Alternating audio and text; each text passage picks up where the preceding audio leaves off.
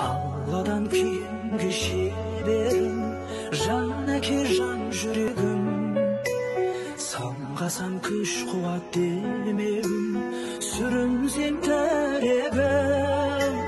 Қалдырмас аязға ызғарға, алыбым асқар тауым. Жан әке қасымда сіз барда, арайлы әр таңым. Әрқашанда бейіт көретін мен басқадан. Менің әкем, ең жақсы адам. Менің әкем, ең жақсы адам.